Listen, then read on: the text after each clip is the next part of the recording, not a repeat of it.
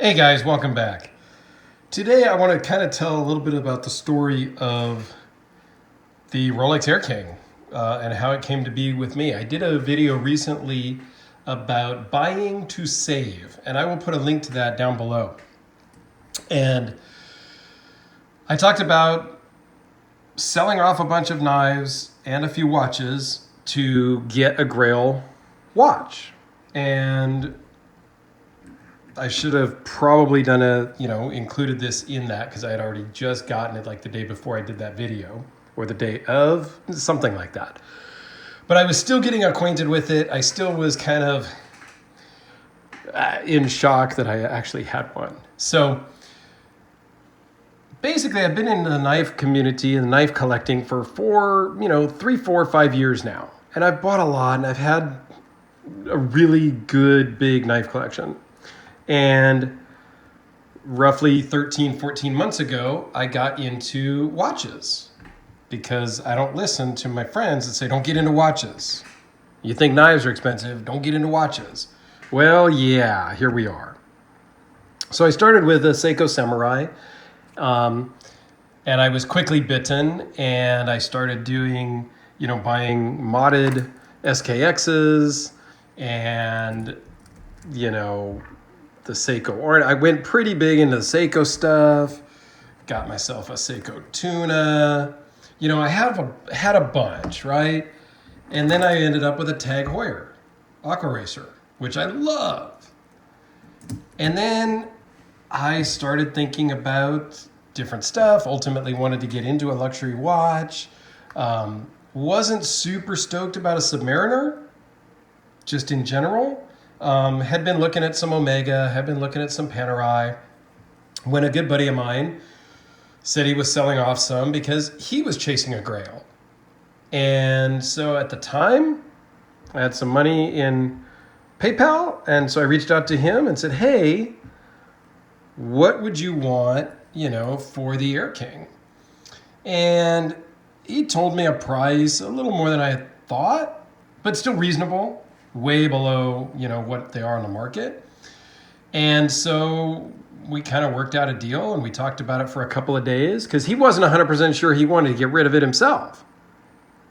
And I wasn't 100% sure that I wanted to take the bite and dive that deep into watches at that moment. So we kind of agreed on a price. He said, let me sleep on it. He came back and said, yeah, let's do it. Cool. So we worked out some details and payment arrangements and all of that. He gave me a couple of weeks to pay it off. I sent him a balance, and within a week I paid him off because I had sold a bunch of stuff. And at the end of the day, I sold more knives and a couple of watches than this cost me to begin with. So I'm actually ahead money-wise right now today. And there's still a couple of watches that are listed for sale and a few knives that are still listed. So I'll be way ahead from this.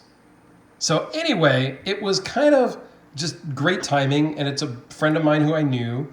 So I knew that I was getting a real deal and it would work out well. So here it is.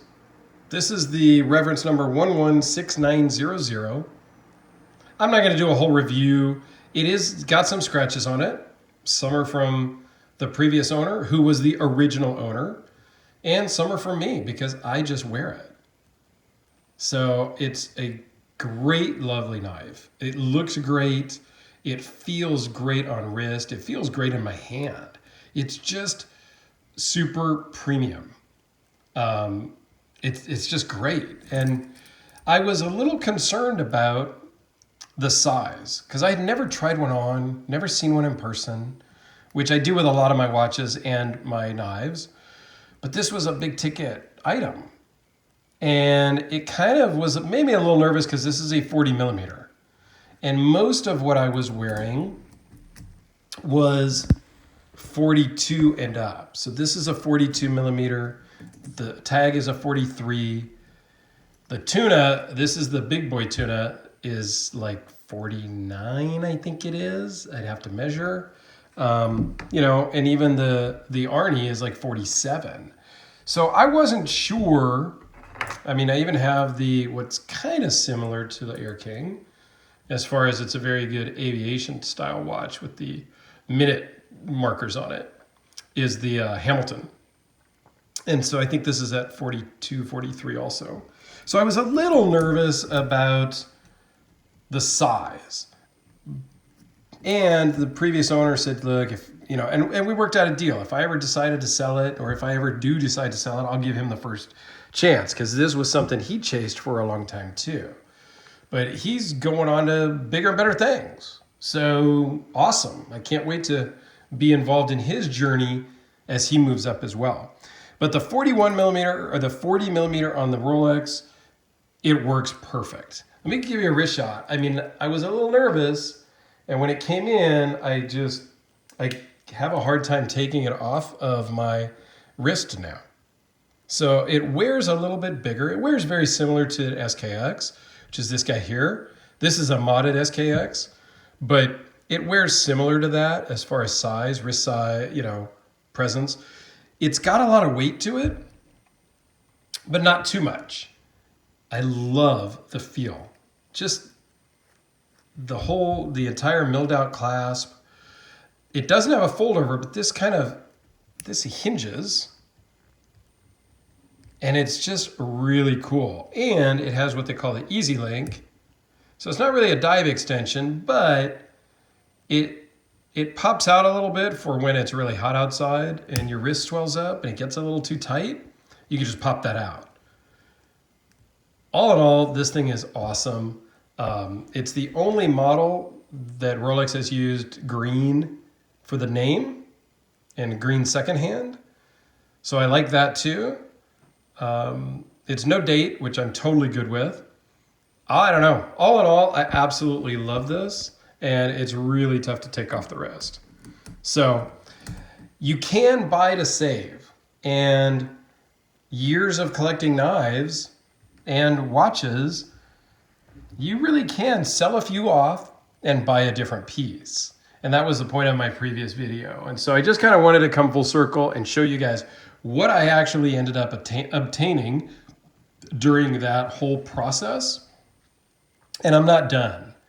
I mean, I'm not going to be buying luxury pieces every week, but I'm not done looking at a couple. There is a couple of Omegas that I'm looking at, and I'm looking at a couple of Panerai for sometime in the future, probably after the first of the year. I would like to get one or the other of the Omegas that I'm looking, either an Omega or a Panerai come January, February timeframe, maybe. We'll see. I don't know. So don't get into watches because it's very addicting, but it's also great. I've met a great group of friends. The previous owner of this is one included.